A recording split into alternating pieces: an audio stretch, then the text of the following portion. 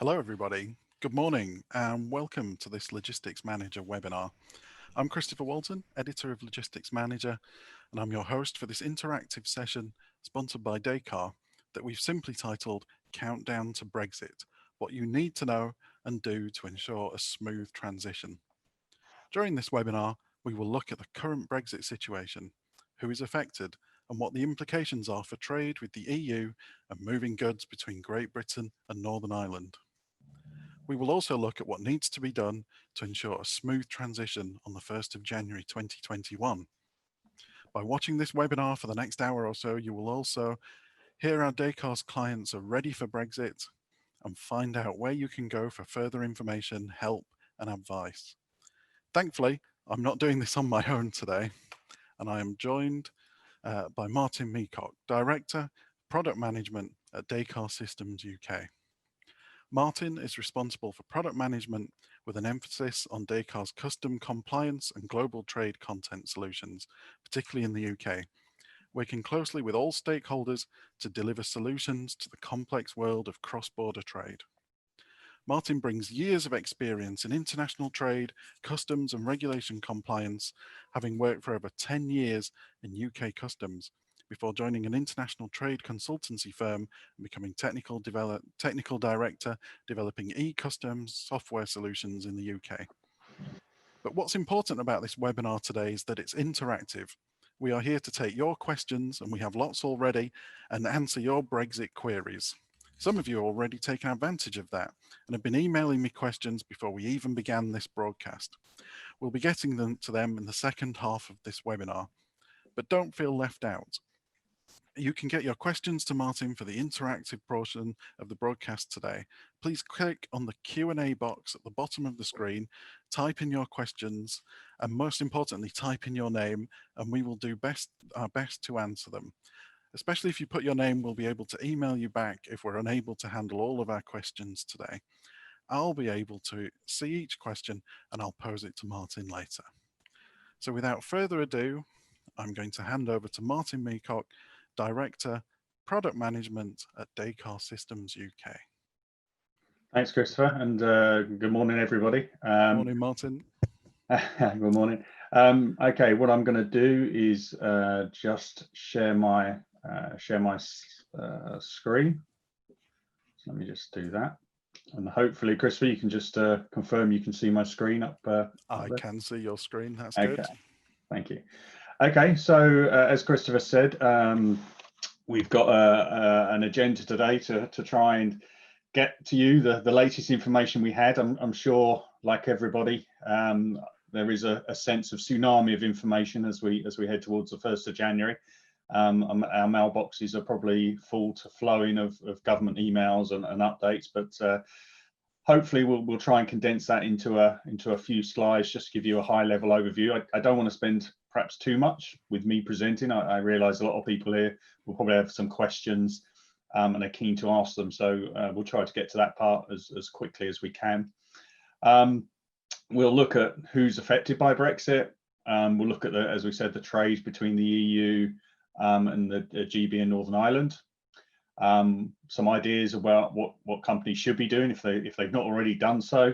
A few examples of what our clients have done so far, and then a few signposts on where you can get some more information. So the current status, as we're probably all aware, the end of transition, we're still heading towards 11 p.m. on the 31st of December, midnight Central European time. The UK will finally leave the customs territory of the European Union, and will leave the single market as well. Obviously, the Prime Minister Johnson is apparently in Brussels today to try and finalise a free trade agreement. So we still don't know whether we will have a deal or no deal.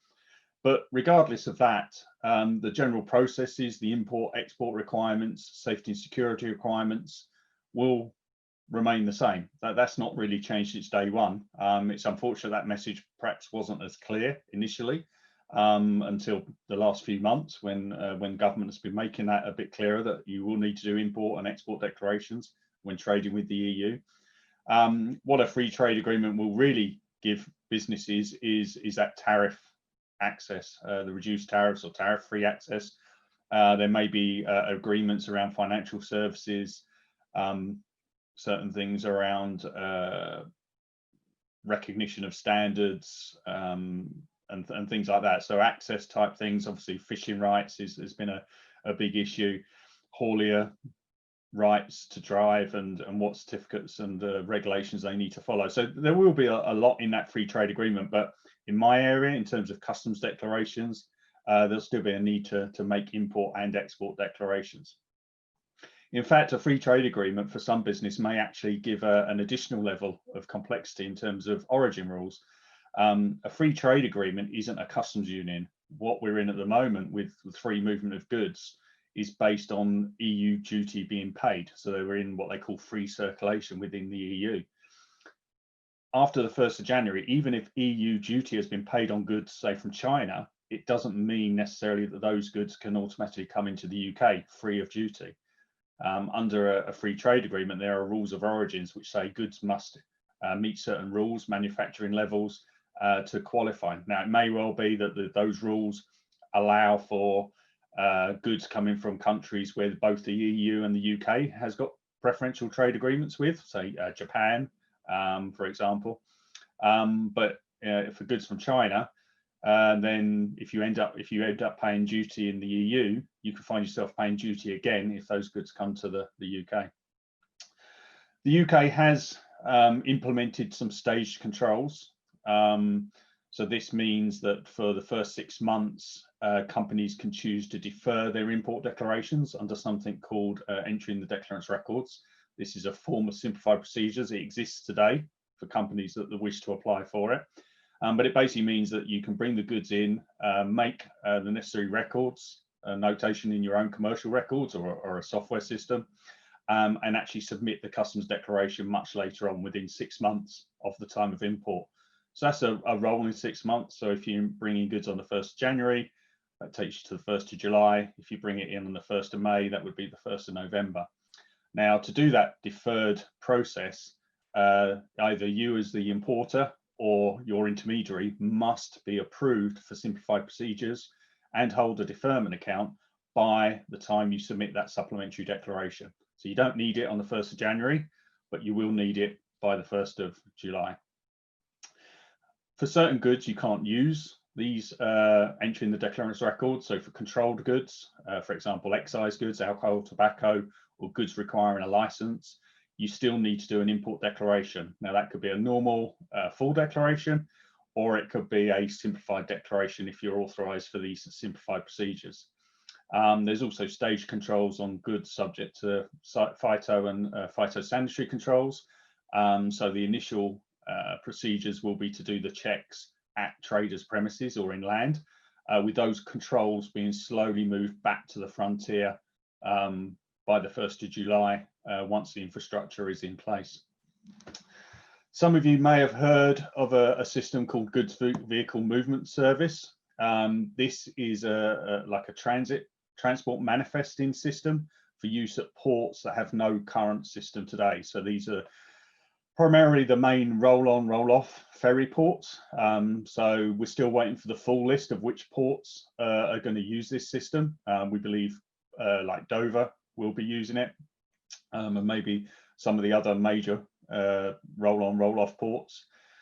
You will need to use the Goods Vehicle Movement Service from the 1st of July for any goods that are moving under transit, because it will act as what they call the Office of Transit, a kind of a registration into a new customs territory.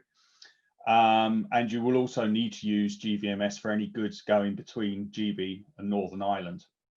Then from the 1st of July, businesses, hauliers will need to use GVMS to report goods for import from the EU to the UK, or from export from the UK to the EU. Again, this is so that there can be certain controls that are managed through the GVMS system. There's also the new, what was called Smart Freight, but now renamed Check and HGV is ready to cross the border, otherwise known as the Kent Access Permit. This is not really so much as a system, one that we can interact with. It's really a checklist that hauliers businesses moving goods through Kent will need to go through and just confirm that they've got all their documents in order. And if they pass that checklist satisfactory, then they get a permit that they can print out, which will allow them to move through Kent without the risk of a fine. It should be said these are the UK systems. There are other systems on the European side. So French customs have got a system very similar to GVMS, where declarations and transit movements have to be registered before the goods could be moved. So the ferry companies and the train companies will be enforcing that check before the goods can load. And again, that will be part of that check and HGV is ready to cross the border service.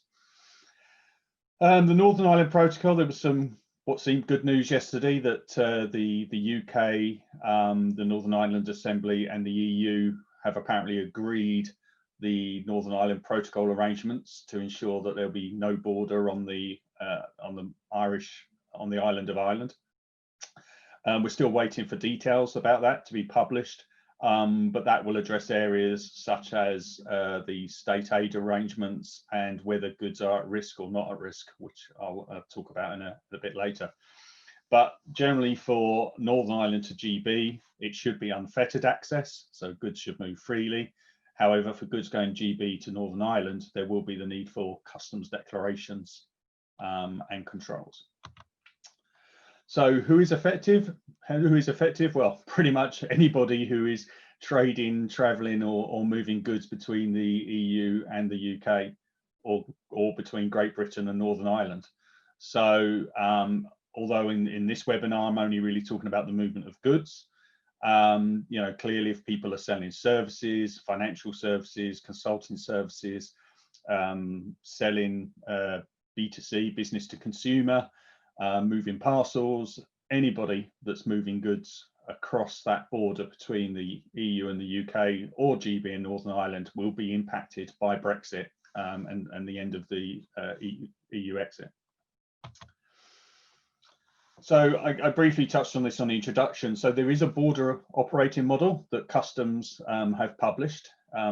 It's quite a lengthy document, but businesses should at least review it. It does have a lot of information in there.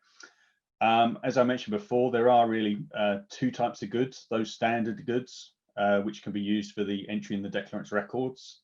There's 6 months to lodge an import declaration.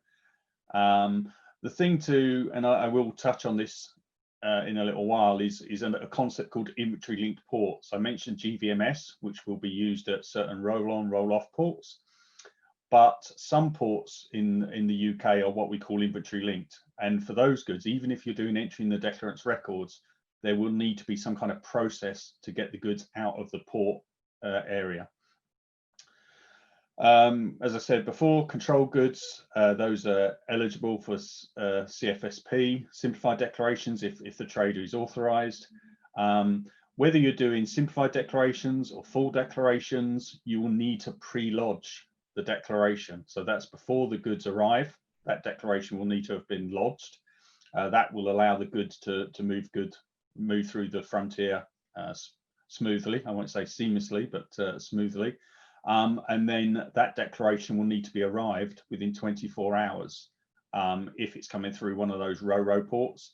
If it's coming through one of the inventory link ports, that process is automated through those port systems. So when the vessel arrives, normally the port system is updated and the customs declaration is automatically arrived and processed. The reason the declaration needs to be arrived is it's at that point that customs will calculate the taxes and take any money that's due. Again, depending on whether we have a free trade agreement or not, depends on what duties will be applied. Because there is this staged controls, then Intrastat will still be required. So normally statistics are collected through the import and export declarations, but because the import declarations may not be lodged for 6 months, the UK government still wants to capture those that statistics for the balance of trade reporting. So Intrastat will still be required for a period of 6 months.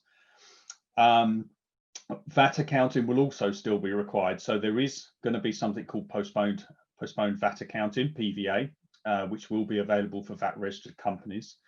At the moment, when you import goods from the rest of the world, you pay import VAT, and then you offset this on your VAT return.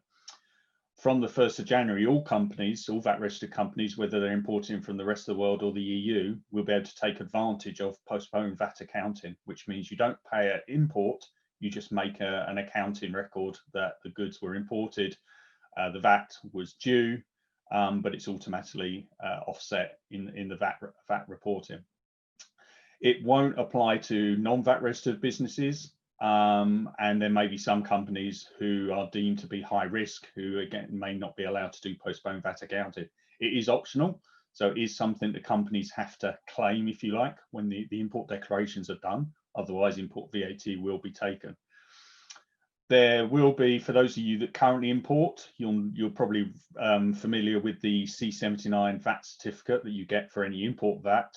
There will be a postponed accounting VAT report. It will be an electronic report. It'll be available on .gov.uk through your government gateway login. The only additional consideration is you actually have to subscribe to the new customs system, CDS, to have access to that postponed VAT accounting report. You don't have to use CDS, but you do have to be subscribed for the CDS service, so that's visible to you. On the export side of things, there is no staged controls as such. All exports to the EU need to be declared from the 1st of January. The only change really is for roll-on, roll-off exports. They have to be declared as arrived rather than the normal pre-lodged. So for those of you that are not doing it currently, if I was exporting to the rest of the world, I could submit an export declaration as pre-lodged, not arrived. And then when the goods arrive at the port, the loader, it might be the port operator themselves, it might be the carrier, it may be a third-party intermediary, they would arrive the declaration and then report its departure from the UK. At Ro-Ro exports, that won't exist from the 1st of January. So the declarations have to be declared as arrived at say, your own premises, and you will receive either a permission to progress, or you will get a hold, and you would have to take the goods to one of the inland clearance locations to be able to get clearance to actually be exported, to export. GVMS I mentioned for transit from the 1st of January. From the 1st of July, in relation to exports, then GVMS will effectively take over that role of arrival at the port and the departure. So what will happen is you would link the export declaration to the GVMS movement, and that would be then what would do the goods have arrived and goods have been departed. And the departure message is effectively your justification to zero rate for VAT as an export. I won't go into check HGV is ready. I've put the link on the screen there. It is available. People can have a look at the checklist if they've not already done so, see what sort of questions are being asked. It's not hugely complex. It's really just asking whether or not you carry certain goods. Have you done your necessary checks? Are you satisfied you've got the right documents? For hauliers particularly and carriers, there is a requirement for safety and security declarations. So this is information that's provided to customs before the goods arrive, maybe even in a lot of cases before they depart from their origin, and it allows the customs authorities to do risk assessments on those goods. This currently applies to goods coming in from the rest of the world. From 1st of January, it won't apply for goods coming from the EU, including rest of the world goods coming from the EU. There was some confusion over that, but if you've got goods going into Rotterdam and then coming from Rotterdam into the United Kingdom, they won't need a separate safety and security declaration until the 1st of July. From the 1st of July, then safety and security declarations will be required for all goods coming into the UK. There is a requirement for safety and security declarations from the 1st of January going into Northern Ireland, though, and going into the EU. All of these relaxations are only for goods coming into the UK. The EU's rules will apply as they do today. So if you've got goods going into the EU, then the carrier has to submit a safety and security declaration for them to the EU's ICS system. For accompanied freight, the carrier is deemed to be the haulier. So, for containerized traffic or for air freight, that would be the shipping line or the airline. But for accompanied freight, it's the haulier who's responsible for making sure the safety and security declaration is lodged. So if you're going to France or Belgium or Netherlands, you need to make sure those safety and security declarations are lodged with French, Belgian or Dutch customs. Transit, for goods moving under transit. So these are goods that are not duty paid, for example, or where it's needed to keep the status of the goods as they move through a customs territory. That will continue as it does today. We'll probably see more use of transit because we'll have goods probably moving between the EU and Northern Ireland that will want to move under transit. We may have goods using the UK land bridge, so goods may be coming from Dublin through Holyhead across the United Kingdom and then into the EU. And transit will be used to make sure that there's no import duties paid on those goods. There's no import declaration or export declaration. The goods move under a transit movement. For any of you moving excise goods, you're probably already using a system called EMCS, the Excise Movement Control System. The main changes here is that it's a European system. The UK will retain the use of that system for domestic movements, but it will no longer be possible to move excise goods under EMCS from UK to Europe.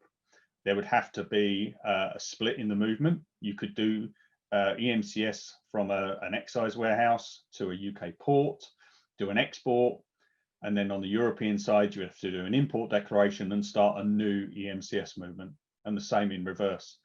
The only difference to that is for Northern Ireland, because Northern Ireland retains some of its ability to trade with the EU as it does today.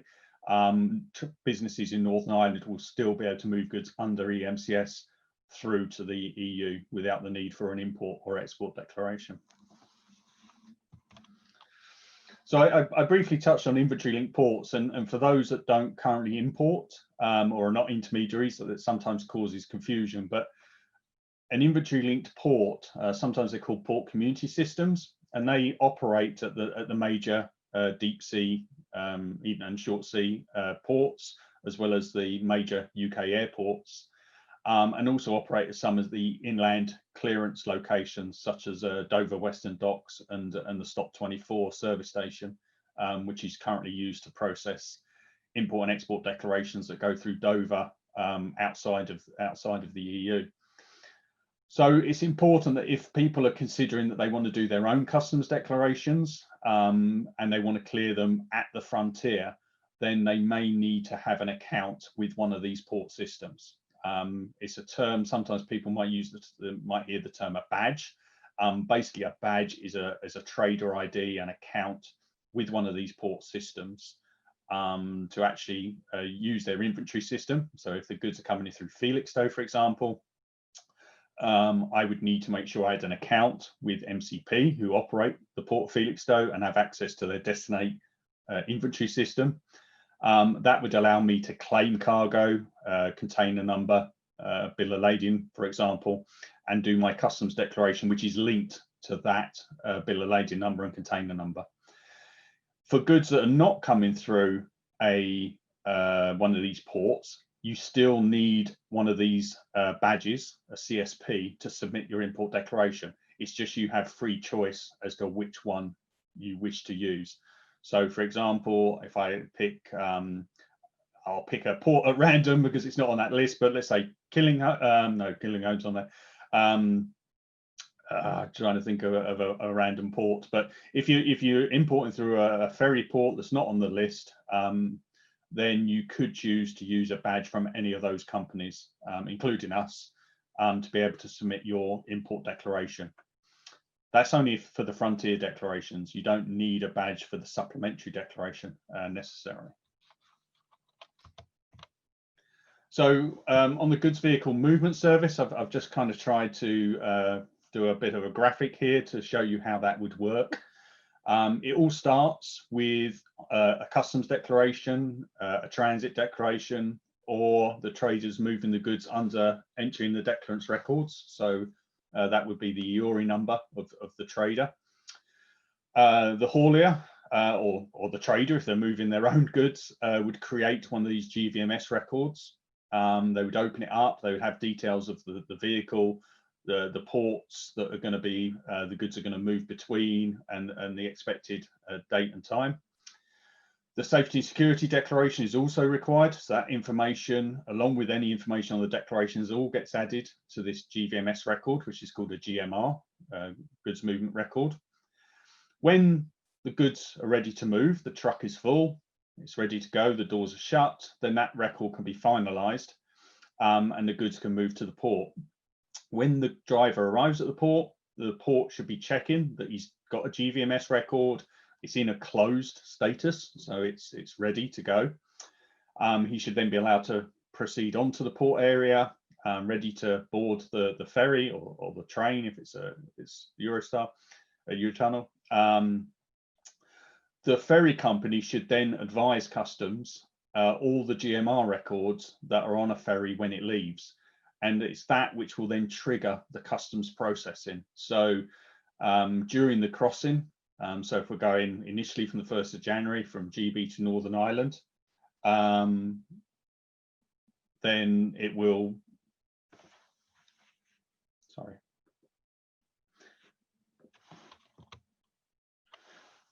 So if it's during the customs, the crossing, then it will process the declaration and be arrived. That will calculate the customs taxes. If the goods are selected for a check, the driver, the person who raised the GVMS record, and the port should get notification. Or the carrier should get notification that the goods are subject to check, and they should be directed to a place where those checks can be conducted. So when the vessel arrives, the vehicle is either cleared, it's allowed to drive off, or it goes to a place of inspection. For exports, when we get to exports, it's very similar, except all the controls are before the goods leave. So again, the export declaration or transit movements are done. The GVMS record is created. All those declaration references are added. For exports, normally the export declaration and the transit declaration can contain the safety and security information. There's an export safety and security, sometimes called EXS. So this is different to the import safety and security. So that information is normally included on the customs declaration. So there's no need for a separate one. But if there are goods that don't need an export declaration, for example, then that would need an EXS, an export safety and security declaration. So those references are all added to the GMR record as before, as on imports. The record is closed, the driver goes to the port, and again, if there's checks to be done, those checks will be done before the vehicle is allowed to leave. If everything's okay, it has permission to progress, it departs, and GVMS will be updated, and that will then tell the customs declaration that the goods have been exited as supporting for the zero rated of VAT. Obviously, when the goods arrive, it's now down to the import procedures of the EU country of arrival. So that would be, if it's France, obviously it all depends whether you've done a transit movement or whether you've done a French import declaration, and what controls they would be applying on their side. So I mentioned safety and security. Again, there's a lot of acronyms, as I'm sure a lot of you are starting to realise. Safety and security is also called an ENS declaration, an entry notification summary declaration. As I mentioned, for GB safety and security, it's not required until the 1st of July for EU to GB movements. It is required for the rest of the world, direct to GB still. But EU ICS requirement from 1st of January. So as I said, if you move goods to the EU from the 1st of January, there is a requirement for safety and security declarations from day one. I also mentioned that it is the carrier that's responsible, but for accompanied goods, then it's the haulage company that's responsible. and it has to be lodged at least 2 hours before the goods are due to arrive in the UK. That's the same for goods going to the EU. So if you're going into Calais, you have to lodge a safety and security declaration 2 hours before it's due to arrive in Calais. Those time limits are the same either way. For unaccompanied trailers, then it is the ferry operator who is responsible, but they can pass that responsibility on. If a haulier says, I want to lodge a safety and security declaration, then the ferry operator can allow them to do so if they wish. So on to Northern Ireland. As I said, Northern Ireland to Great Britain should have unfettered access. There's no import declarations for Northern Ireland goods, and there's recently been a definition of what is Northern Ireland goods, pretty much initially any goods that are in Northern Ireland. There's no taxes, no customs duties on Northern Ireland goods from Northern Ireland to GB. There's no safety and security, so there's none of these ENS declarations. There's no sanitary or phytosanitary checks on food or plant products. There will be a need for export declarations in limited circumstances. So where there may be goods moving under a particular license, so endangered species, any kind of Kimberley diamonds, I think is often mentioned, or the goods are moving under some kind of duty suspension. So if they're coming out of a customs warehouse in Northern Ireland, or they're under inward processing in Northern Ireland, then there is a need for an export declaration to discharge that suspension in Northern Ireland before it moves to Great Britain. Where an export declaration is required, then GVMS will be used to do the process I previously just explained about the arrival and departure from the Northern Ireland port. Going the other way though, Great Britain or rest of the world to Northern Ireland, there is a requirement for customs declarations. This will be on the new customs system called CDS. So currently, most importers and intermediaries use a system called Chief, which is the legacy system. That's being replaced by a new system, CDS. That's been a slow rollout over the last couple of years in the UK, but it will be the system of choice in Northern Ireland. What will happen is on import declarations into Northern Ireland, there will be this determination whether or not the goods are at risk or not of entering the EU. If they're deemed to be at risk, then technically the EU rates of duty should be applied. If they're not at risk, then it will be the UK rates of duty that will be applied. And clearly, if they're coming from Great Britain, that would be no duty.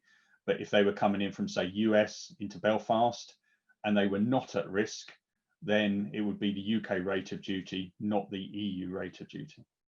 So those, hopefully this week, next week, we should have more clarity on how we determine whether the goods are at risk or not of entering the EU. If they are considered at risk, but the company insists that there is no risk, they can claim remission from those taxes. So if they can prove the goods are not going into the EU, they can claim a remission. If they have to pay them, then they can also claim a state aid. I forget whether the correct term now is state aid or subsidy, but there is a way that they can claim state aid on to cover those charges. Again, the rules around state aid and subsidy will all be in that information coming out in the next couple of weeks, hopefully.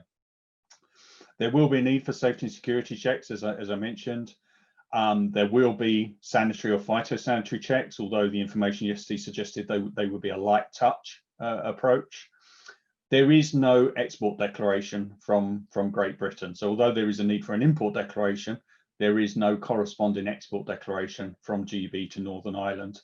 And as for exports, where there is an import declaration, the GVMS will be used from the 1st of January. I say pre-lodgement ports there. Our understanding is that the 3 main ports in Northern Ireland will all be using GVMS. So Belfast, Larne and Warren Point will all be using GVMS as far as we understand.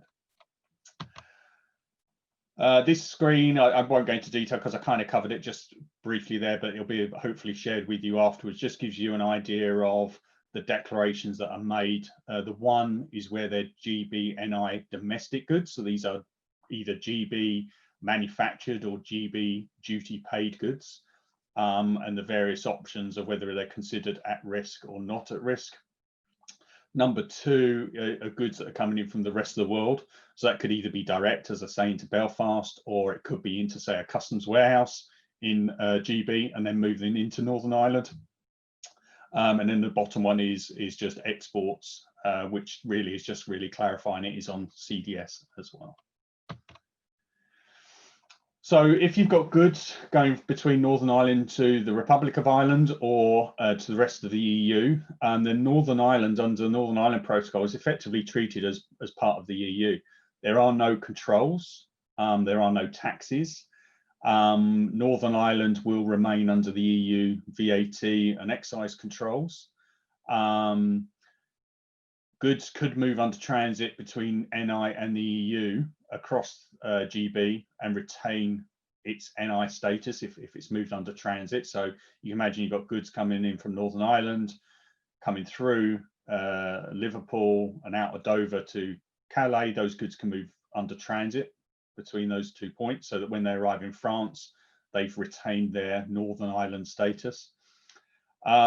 There is still a requirement for safety and security declarations. So it will be that simpler EXX declaration on export when it goes from GB to EU. And there will be still safety and security required when it goes into the EU as well from GB. So that's only if it's going via GB. If it's going direct, there is no need for an export or import safety and security. So if people take advantage of the new Dublin Antwerp ferry route, there is no need for safety and security or customs declarations, even if the goods originated in Northern Ireland. So what are people doing? Obviously, there's continually checking the guidance. That's being updated almost on a daily basis. Getting in EORI, a lot of business should already have that now. For Northern Ireland, to allow people to remain part of the EU for customs and VAT and excise, there's a new country code called XI, and businesses in Northern Ireland will be allocated XI VAT numbers, XI EORIs, and these are what should be used when dealing with EU businesses or using European customs systems such as transit, EMCS or ICS. Companies are deciding whether they want to do this in-house or contract with an intermediary.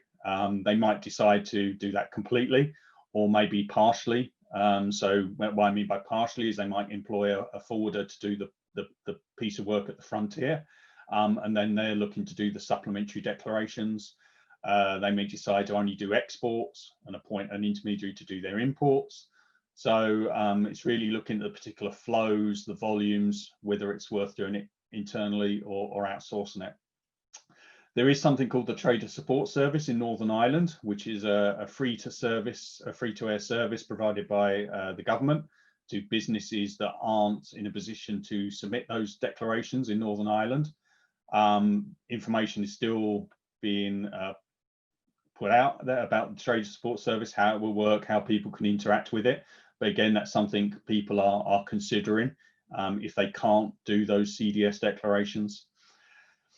They're reviewing the supply chains, looking at the point of entry. Are they going to clear goods in Calais, or are they going to want to move goods inland and clear them in Belgium or Netherlands or Poland? And the same even going into Ireland. Are people, if they got stores in Dublin, are they going to go through Northern Ireland into Dublin, or are they going to find it easier to move from Holyhead directly across the water into Dublin? So looking at those routes, trying to determine which ones are most efficient, and also looking at whether they need to set up distribution centres. Is it worth doing 20 trucks a week carrying small orders, or is it worth consolidating and holding stock in the EU, Northern Ireland or GB and deliver locally? So it's really looking at maybe consolidation as well. We've already seen businesses like Amazon telling their UK sellers that they will have to move stock to their European distribution centres if they want to supply B2C in Europe. So it's that type of approach. Businesses should look at all the custom simplifications and procedures that they could be eligible for. So we've touched on CFSP, which is the simplified procedures, the ability to do a reduced declaration at the time of import or entering the declarant's records, and then submit a supplementary declaration later on.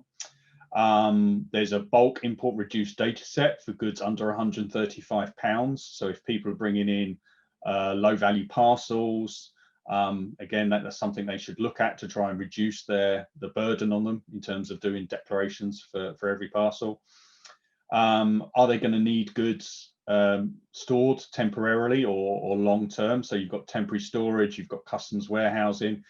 Both of those also would potentially allow goods to move away from the frontier and be cleared inland, especially if it's used with authorised consignee status, which is transit. So you can move the goods inland, discharge them at your own premises.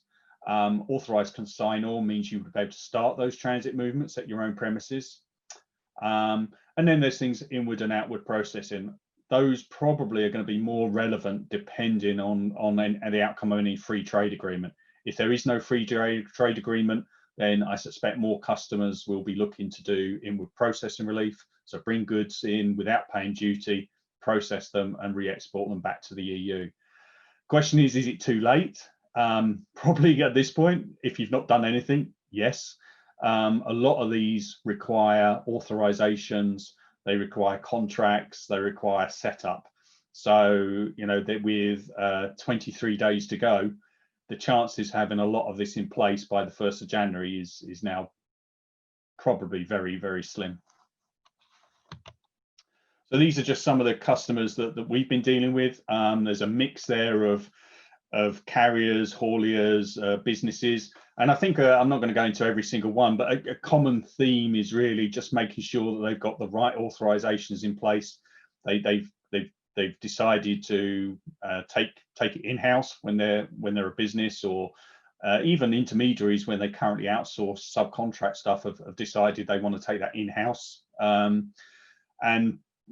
really prepared by getting the right software, being trained, applying for the necessary grants, and really being ready for the 1st of January as far as they can, even though we know it's still a moving target.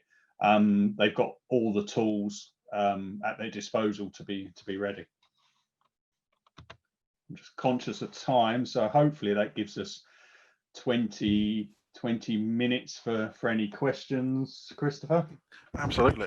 That was great, Martin. Thank you for taking us through that. I would remind everybody watching as well that that's an awful lot of information for you to take in. So this webinar will be available on demand on logisticsmanager.com/webinars later this afternoon. So you can watch again, share with colleagues, share with clients, share with customers, just so you can review some of that information again. And yes, we do have plenty of questions to get through, Martin. Probably if you could average about one a minute, that would be superb. You might have to play it back on slow motion to get the answer. We do have a bit of extra time towards the end, so don't worry about that. So I had a question in from Alan Scarlett, who handles attachments and spare parts for forklift trucks. But I think this question is applicable to anybody who works in that kind of area in manufacturing and the import of spares and parts. And he uses a freight forwarder as his agent, and he sells and imports a number of low-cost spare parts. But his estimate is that will see a 10% increase in prices. He understands, and maybe you can put him right, is that he'll be able to handle import declarations himself. Is that correct? Yeah. So as I kind of covered there, yes, it is possible that traders can do their own import declarations. Yep. The issue is whether the ports that are being imported into, so are they coming through one of those inventory link ports, or are they coming through one of the non-inventory linked RoRo ports? Mm-hmm. The question is, do you get authorized for simplified procedures? I would say yes, you should do if you're eligible. It's worth applying. It gives you a bit of breathing space. Even at inventory link ports, you can do simplified declarations. It's not a simple black and white issue. I think you really need to look at the volumes. There's obviously a cost benefit. Okay, you're not paying per declaration for an intermediary, but you're going to have somebody to do those declarations. You're going to have a system to do them. To do the volumes add up. Is it worth doing it? And then maybe those additional costs, as I say, linking to the various ports. So if you're bringing goods into Felixstowe, Southampton, London Gateway, Hmm. those costs could add up. If all your goods are coming through non-inventory linked RoRo ports, then you only have to have one badge, if you like. So those costs are fairly limited. Yeah. I have a question from Joanne Butters, who works at Prologue Fulfillment, who handles house shipping on behalf of retail clients. And she has a question about Northern Ireland. Mhm. Um, she says, will there be any duty or taxes applied? She has a client who only ships DDP, delivery duty paid, so need to know this will apply to Northern Ireland. And in the Republic, she says, I'm assuming that customs data and duty and taxes apply, so I can ship under DDP or under DDU, delivery duty unpaid. What's Mhm. your advice there? Yeah, so for goods coming from GB to Northern Ireland, if they're DDP, if they're GB free circulation, if you like, then there shouldn't be any duties if they can be proved to be not at risk of going to the EU. So Hmm. even if that product or products or some of them are considered at risk, um, you would expect that maybe if they're going to a retail outlet in Northern Ireland, it should be relatively easy to prove they're not at risk Yeah. of commercially entering the Republic of Ireland. Again, we're still waiting for the details on how that would work, but you would expect the retail industry should be able to prove these goods are destined for a Belfast high street shop. Then we're not going to, it's not intended those goods go into the Republic. Um, for goods going into the Republic, it really depends on the free trade agreement. If there is a free trade agreement, then the duties will depend on whether the origin of those goods. So if the retailer is bringing in garments from the Far East, and then they're moving them into the EU, then yes, there could be EU duties paid on top of any duties paid in GB, because the goods won't necessarily qualify under the free EU UK free trade agreement. Obviously, if there's no free trade agreement, then there would be duties anyway. I think So that depends on some dinner that's taking place tonight, yeah, doesn't that's it? probably how much wine is being drunk this evening, maybe. I've But, got a good vintage. A question from Paul Murphy at CrossFlight, who just asked a slightly open-ended question of about the VAT implications on consignments into the EU after the 1st of January. What will the impacts be there? yeah, I spent most of my career avoiding VAT, but I'll do my best on VAT. I mean, clearly at the moment, businesses selling into Europe use use distance selling rules. So they will either charge VAT at the UK rate, or they'll charge it at the rate of the member state. Business to business will be zero rated on the EC sales list. All of that stops for GB businesses. It can continue for Northern Ireland businesses, but for businesses in GB, that all stops on the 1st of January. Any sales to the EU will be zero rated as an export, which means that on import, VAT is chargeable. So Yeah. some countries have, like we will have, a postponed VAT accounting system. Some others will charge VAT. For low value goods, so goods less than £135, €150, then the EU is introducing a new system where VAT is charged from the initial cent, if you like. There's no VAT relief as there is today, and the VAT is the responsibility of the seller or the online Okay. platform. So in those cases, if there are UK or GB B2C sellers, they should look to see about this registration in Europe about paying European VAT. Absolutely. Let's move on from VAT then. Yeah, good idea. And I'll move to a question from Duncan Barris, who explains that he has a manufacturing site in Kent.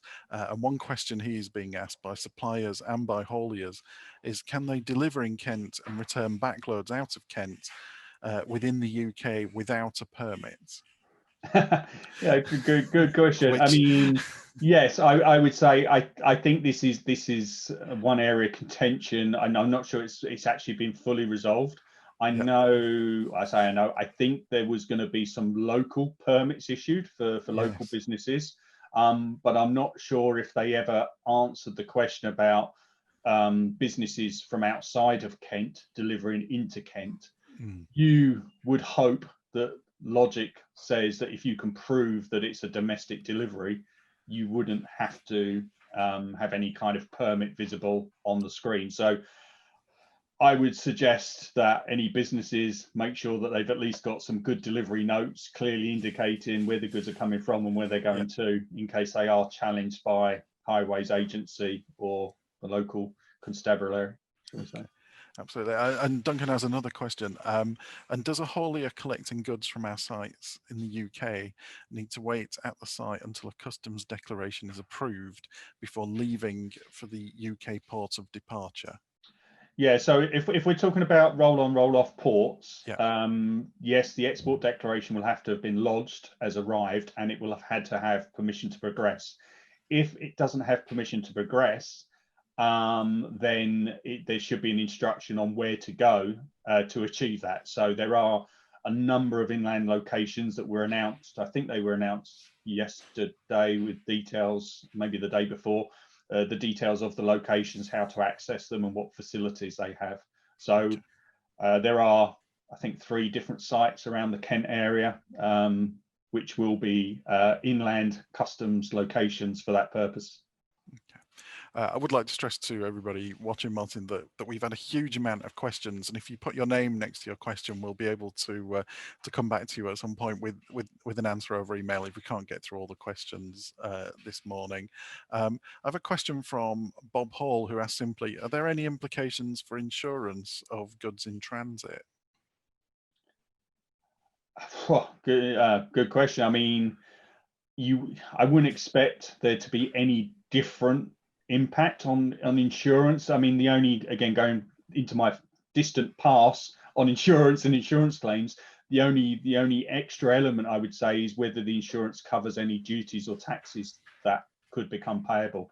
So, if a truck, yeah, got stolen in France, technically French customs would still come to somebody looking for that French EU duty and VAT. So Mm, the only impact I could really see on goods insurance is the additional potential for taxes and charges. Obviously, for individual travel insurance, I think that's a different matter because of the loss of the EHIC health insurance card and increased health costs. But I'll try and stick to goods. mhm. That's the only impact I could consider for Okay. insurance. Sorry. That's okay. Can I just move then in back to Northern Ireland? With a question from Rachel Peters, and she says, hello, Rachel. We have new vans moving from Northern Ireland into the Republic to be processed, then moving back to Northern Ireland and finally into Great Britain. They've applied for OP. I'm hoping you can tell me Yeah, what OP is. outward Um, processing. Yeah. but if there are no declarations required for the movement, how will this work in relation to duty if there is no FTA? Yeah, go on. Let me just try and. I mean, Unpick if that. if the so OP is outward processing, so it's where you Okay. normally export material for manufacturing and coming back in. I think if I think about this logically, and I'm not going to say this is a firm answer, obviously this is one of these edge cases, but I think logically, if you've moved goods, if you've got an OP authorization, there is no controls between goods moving between Northern Ireland and the Republic of Ireland. Right. So goods Okay. can move freely. There's no declarations in or out. The question is, when they're in Northern Ireland, um, are they considered to be Northern Ireland goods when they're moving to GB? I would say for the first 6 months, that's going to be yes. I think there's certain anti-avoidance measures in the legislation, but the question, this isn't an avoidance issue. It's not somebody bringing goods into the Republic through Northern Ireland for the purposes of avoiding any duty. Yeah.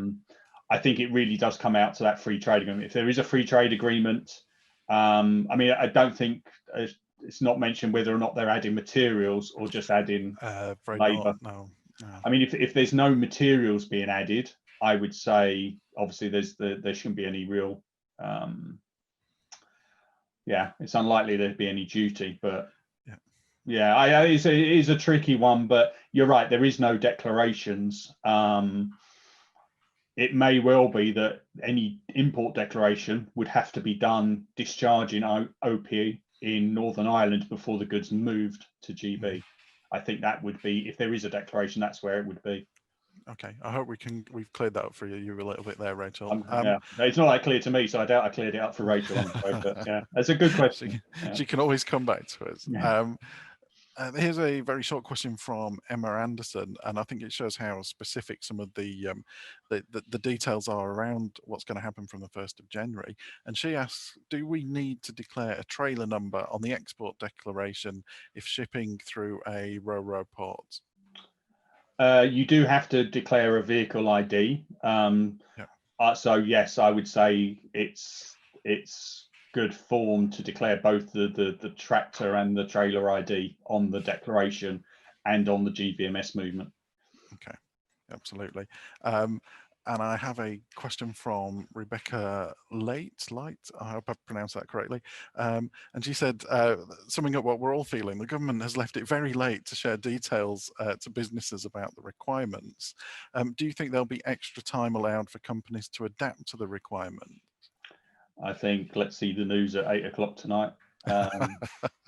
Yeah, I mean, so far, the government has been insistent that come 1st of January, we are leaving come what may. Everybody knows that trade isn't fully ready, even though those in government maybe want to blame the trade. It's clearly, information, the amount of webinars I have with people from HMRC where they're still saying, even this week, yeah, we'll get guidance out in the next couple of weeks, or let us come back to you on that, with only 3 weeks to go. So, and the situation is not that dissimilar on the other side of the channel either. Although the customs authorities are perhaps a bit better prepared because they're not changing all their systems, traders on that side are equally unprepared, confused, what have you. So it's not beyond the realms of possibility, but yeah, I'm not betting on it at this stage. I think we might have a bit more clarity after today. Let's hope so. I'll just try and squeeze in a couple more questions then, Martin, if we can. I'm getting a few questions around the Chief system, which I believe is run by HMRC. Are you familiar with that system at all? Yeah. So Chief is the legacy system. Yeah. Absolutely. And many people asking that say, just here a question from Nick Edwards, asking, do you have to have access to Chief to do things like PVAs? Do you know what PVA is as well? Yeah, so PVA is the postponed VAT accounting. So you need access to Chief to do your import and export declarations. So Chief is customs handling of import and export freight. That's what Chief stands for. So it does the import export declaration. So to claim PVA, it's on the Chief import declaration. But to get the PVA statement, you don't need access to Chief. You just need to have access to the government gateway and subscribe to the CDS service. And then you'll have a range of menu options, one of which will be view postponed VAT accounting statements. Okay. And one question from Ben McCordale, who works for a company that designs and manufactures exhibition pavilions.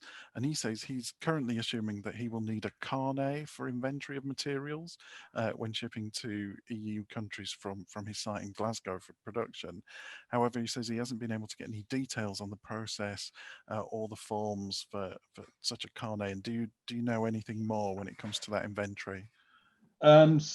So again, carnets are used for temporary to ease the temporary import and re-export processes.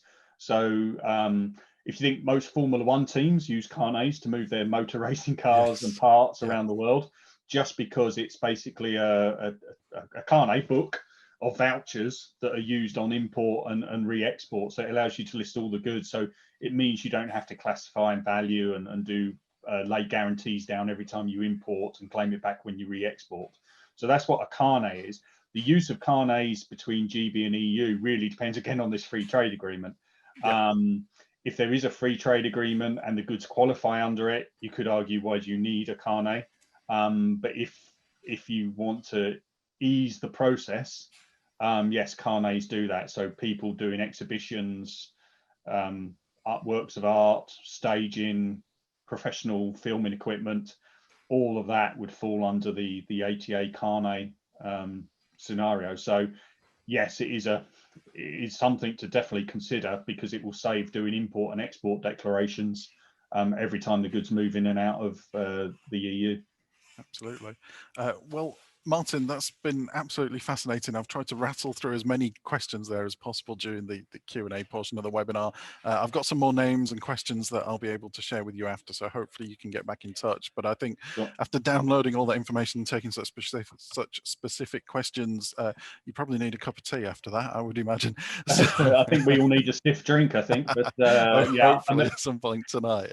Yeah. yeah, I hope I was able to clarify some things and not confuse even more. But we have got we have tried to put some frequently asked questions on our website as well, or Okay. if people are interested, they can email. But yeah, if you send those questions through, I will do my best through the course of the next couple of days to Superb. try and wade my way through them.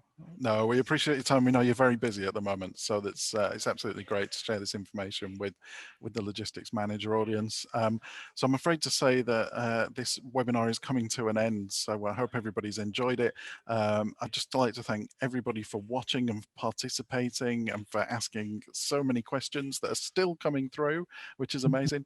And I would especially like to thank our sponsors today, Descartes, as well as our speaker, Martin Meacock, who's Director of Product Management at Descartes Systems UK, for his time and his incredible expertise. So thank you, Martin. That's been fantastic. It's a pleasure. Thank you. And don't forget, a recording of this webinar will be available on logisticsmanager.com from this afternoon. So you can catch up, share with colleagues, share with clients, and make sure that you've got all that information to hand as soon as it's available on demand. And that's it. So thank you again for attending this webinar. Thank you to our speaker, Martin, and to our sponsor, Descartes. And we look forward to seeing you soon. Goodbye.